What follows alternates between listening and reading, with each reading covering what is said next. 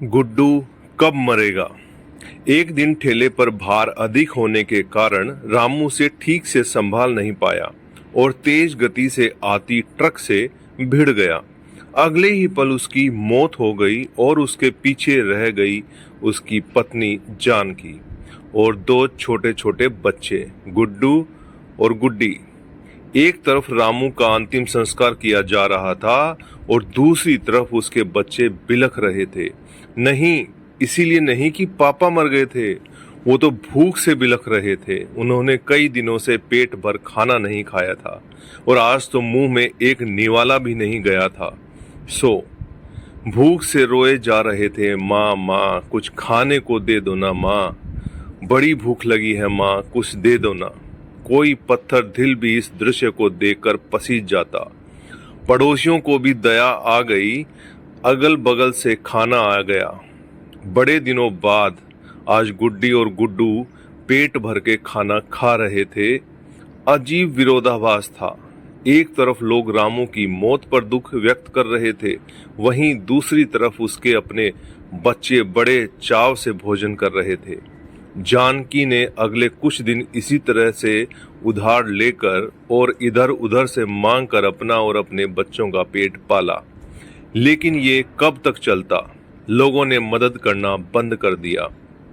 जानकी पागलों की तरह काम खोजने लगी, लेकिन तमाम कोशिशों के बावजूद भी किसी ने उसे काम नहीं दिया। जब थक हार घर लौटी तो उसे बच्चे उम्मीद से उसकी तरफ देखने लगे।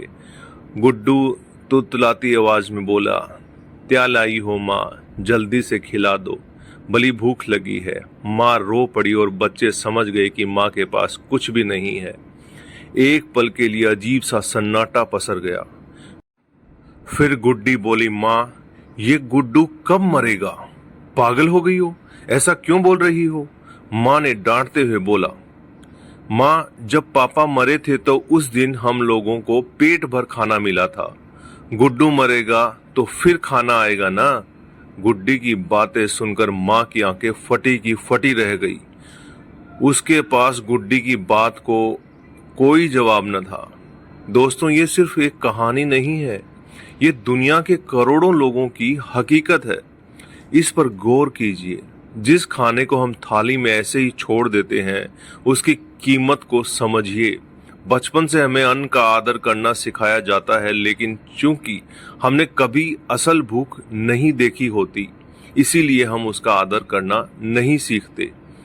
एक दिन, बस एक दिन भूख रहकर देखिए और आप करोड़ों लोगों का दर्द समझ जाएंगे। चलिए हम प्रण करें कि हम कभी भी अन्न का अपमान नहीं करेंगे, हम कभी भी खाना बर्बाद नहीं करेंगे, हम कभी भी होटल जाकर दो लोगों के बीच 4 लोगों का खाना नहीं मंगवाएंगे। चलिए अन्न को बचाएं और उसे ऐसे लोगों तक पहुंचाने का प्रयास करें जिन्हें इनकी सचमुच जरूरत है। तो दोस्तों, ये आपको कैसा लगा नीचे कमेंट करके बताइएगा। नहीं है तो चैनल को सब्सक्राइब कीजिएगा, शेयर कीजिएगा। धन्यवाद।